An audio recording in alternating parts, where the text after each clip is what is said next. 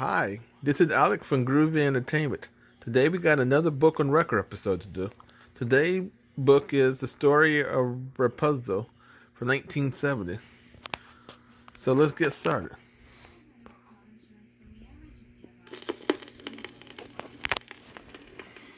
This is a Disneyland original little long-playing record, and I am your story reader. I am going to begin now to read the story of Rapunzel. You can read along with me in your book.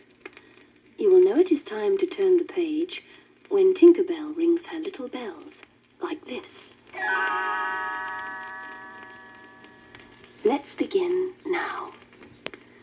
Once, long ago, there lived a man and his wife who were about to have a child. They lived in a little house next to a very powerful witch. The witch had a lovely garden at the back of her house, where she grew very fine vegetables. The wife had a compelling desire for a salad made from the vegetables in the witch's fine garden. So, one night, the man crept into the garden to pick some lettuce, radishes, onions, and tomatoes. The witch saw him. "How dare you enter my garden?" cried the witch. "You will be very sorry." "Oh, please," begged the man.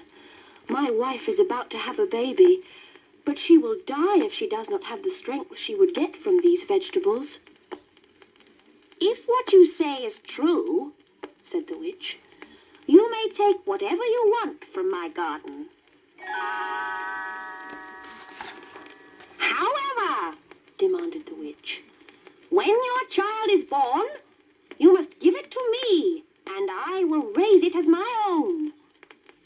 The man was so terrified, he agreed to the witch's demand. Soon the child was born, and the witch appeared. She named the baby Rapunzel and took her far away. Rapunzel became a beautiful girl with long golden hair. When she was 12 years old, the witch shut her up in a tower in the woods. The tower had no stairs and no doors, just a small window at the very top. When the old witch wanted to get in, she stood underneath and called, "Rapunzel, Rapunzel, let down your golden hair." Rapunzel had very long plaits, and whenever she heard the witch, she undid them and let her hair fall down the side of the tower. The witch would then climb up. One day, a handsome prince rode past the tower and heard Rapunzel singing. But he couldn't see her, nor could he find a way into the tower. He was very unhappy until he saw the witch approach and heard her call out, "Rapunzel, Rapunzel, let down your golden hair." She let down her hair, and the witch climbed up. The next day, after the witch had gone from the tower, the prince approached and cried, "Rapunzel, Rapunzel, let down your golden hair." She did, and the prince climbed up at once. At first, Rapunzel was frightened when the prince came into the tower, for she had never seen a man before. But the prince spoke to her kindly and told her of her beauty. Rapunzel soon forgot her fear, and when the prince asked her to marry him, she agreed. "How will I get down from this prison tower?" she asked. "I will come to see you each day," said the prince, "and each time I will bring a reel of silk. You can weave it into a ladder. When the ladder is finished, you can climb down, and we will ride away on my horse." The witch knew nothing of what was going on, until one day Rapunzel, not thinking, mentioned to the witch that she was certainly heavier than the prince to pull up into the tower. The witch was furious.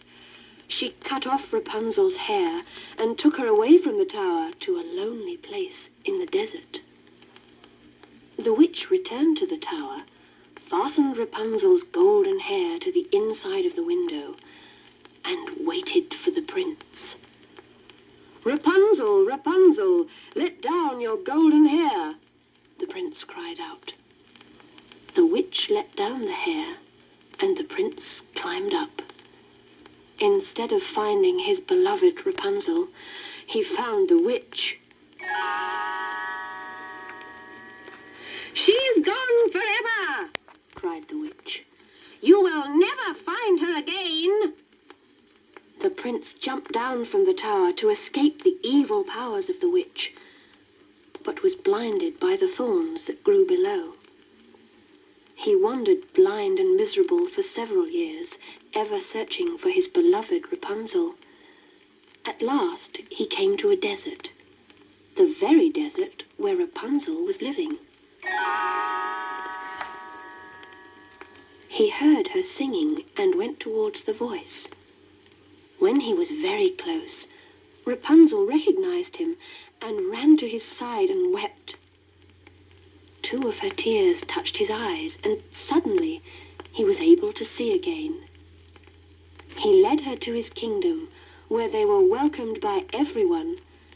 They married and lived happily ever after. Okay, let's play the B side.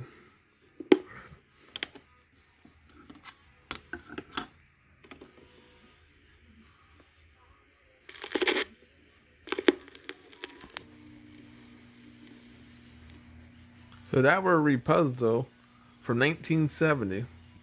So please like, subscribe, share, comment. Don't forget to hit that disco bell on the bottom of the screen. And have a groovy day.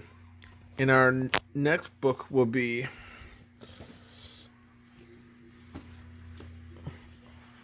Shapes and Up and Down.